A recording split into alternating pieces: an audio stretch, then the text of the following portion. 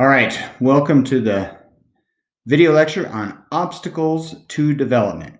As you can see, that guy is standing there, and that is an obstacle in his way. All right, here we go.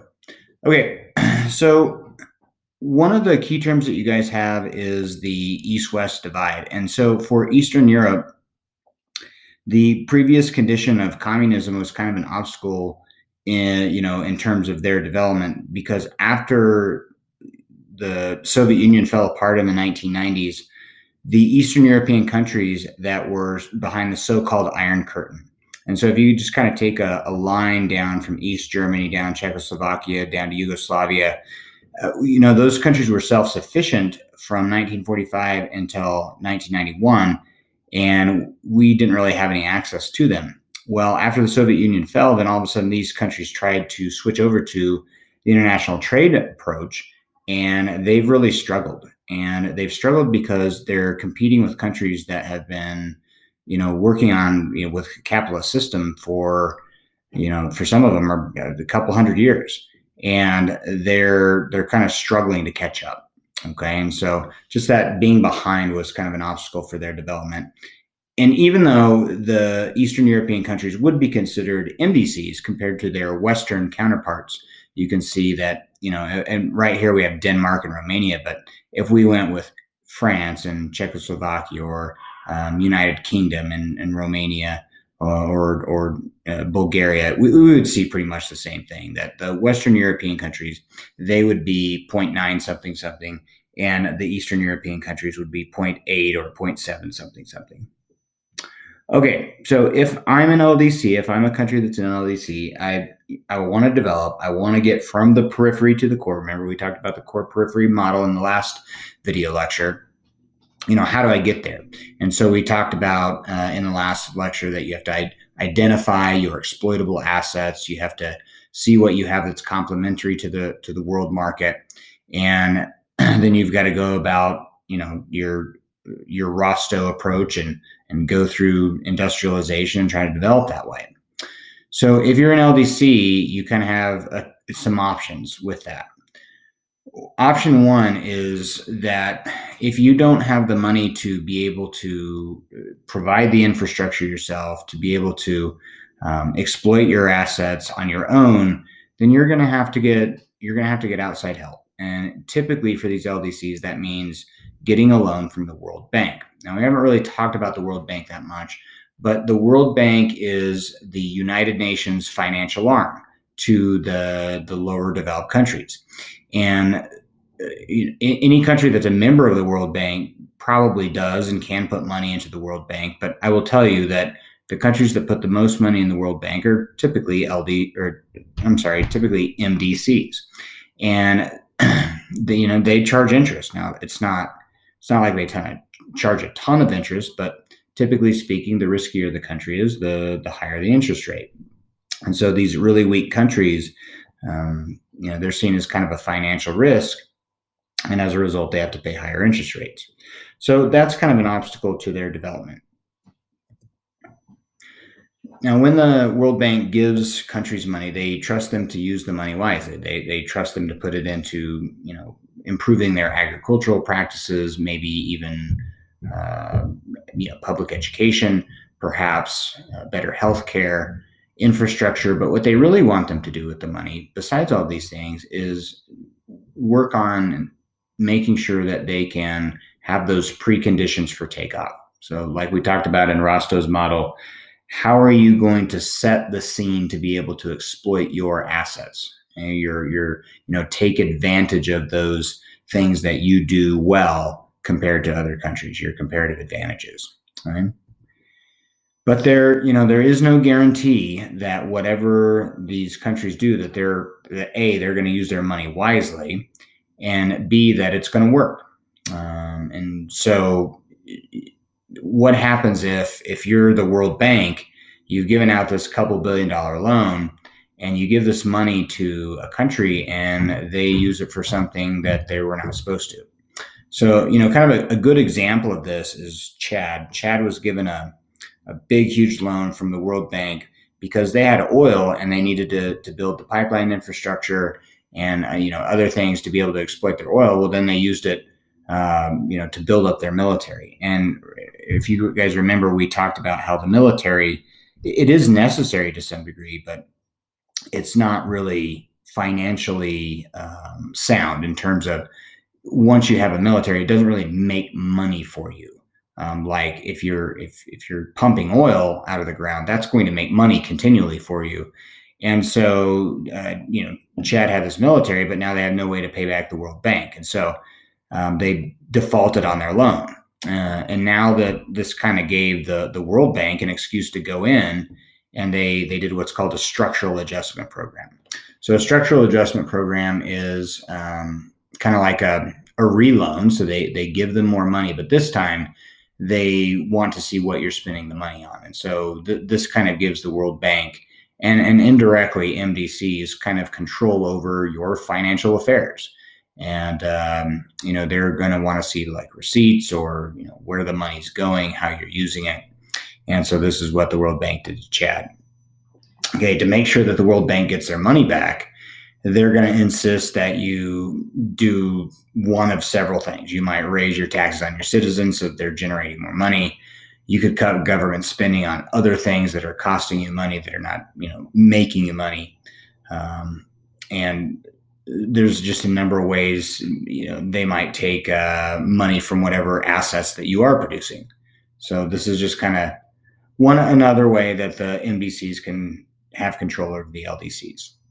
Okay, option number 2. One of the things that we've seen pretty predominantly in LDCs is that they invite transnational corporations in. And so transnational corporations are just any kind of big, huge company that typically starts in an MDC, and then they have many outlets or stores or headquarters in the world. And so if we think of a company like, Walmart or Ford or something like that, they're going to be a transnational corporation. And LDCs, in a way, kind of like these companies to come in, because just think if Ford comes in and builds a huge auto plant in China.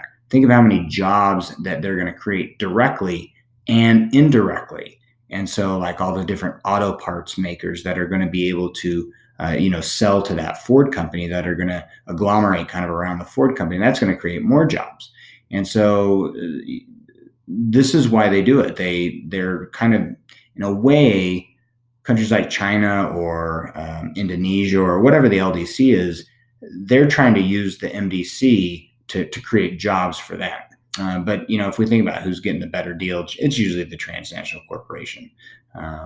But that is another thing that they can do. And then once they start generating revenue from those transnational corporations, then of course they can use the money. They can tax those companies. They can tax the workers, and now they're generating enough wealth that now they can use money to provide for those other things that we talked about.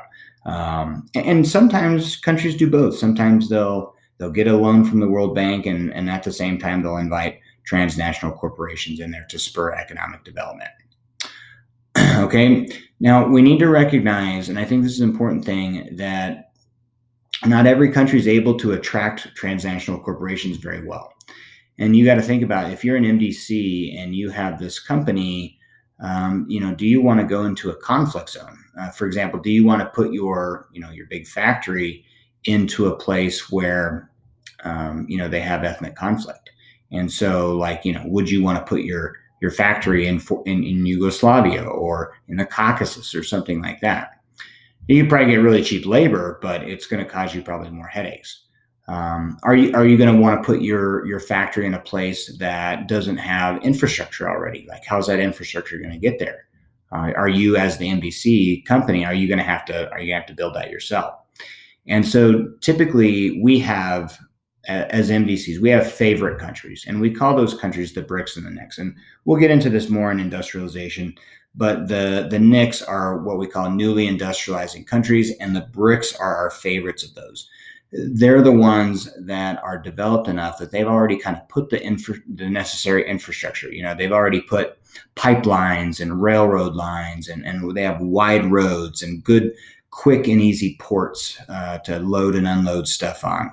And so the BRICS are Brazil, Russia, India, and China. And we don't use all of them necessarily, but China's been our favorite one. The United Kingdom, they've really liked using India. And so these are the ones that have been used to kind of, for MDCs to exploit. But those countries have also invited the transnational corporations in there because they've had trouble creating jobs themselves, and this allows them to develop economically. All right, third option, you can do it slowly. All right, you can do it over time. You can do it basically on your own without a lot of outside help. And that's called acquiring appropriate technology. So appropriate technology, the definite working definition we want for that is it's acquiring an incremental advancement of technology over time. So slow advancements of technology. And so if you take a look at the boys with the well, that's appropriate technology. Instead of a huge city water filtration system that may cost millions of dollars and all the infrastructure pipeline that would go to take it to everybody's homes, now you just have a community well, right? And that's much cheaper and that's much easier. But hey, it's a better source of water than what they were using before. So that's a great example of appropriate technology. So again, appropriate technology slowly developing with gradual improvements over time without taking out huge loans from the World Bank or inviting a bunch of transnational corporations in. It's low risk, but it's also low reward. So, of the three options that I've talked about in this lecture, this one is the slowest. Now, I always mention this in appropriate technology, but I think students kind of sometimes get interested about like what can they do to help countries. And so there's a really cool website called kiva.org, and you're welcome to check it out. But it's a program for what's called microloans. And so you can, your family can put out $20, and then that $20 can go to help, women in Nepal to be able to knit scarves or whatever. And then they can sell those scarves. And then once they make money, basically they pay their loan back. And so these are very low interest rate loans. And say you give, these ladies $20 and they make $40 on the scarf. Now they pay back your 20. And usually what happens in Kiva is they just reinvest the money. So like, I have a couple of friends that have invested in kiva.org, and I think they put in $50 and now it's up to like 200, but they just keep reinvesting it into these people. So check that out if you want to. That's kind of cool, but that's how you can help people to develop using appropriate technology. Okay. Another thing that we can do as a country is that we can get involved in what's called fair trade. So fair trade is when you as a company, you send a portion of the profits back to the growers of that particular commodity. And so the picture I have up here is for coffee. So if you take a look at Higher Ground there up in the top right-hand corner picture, this is what's called fair trade coffee.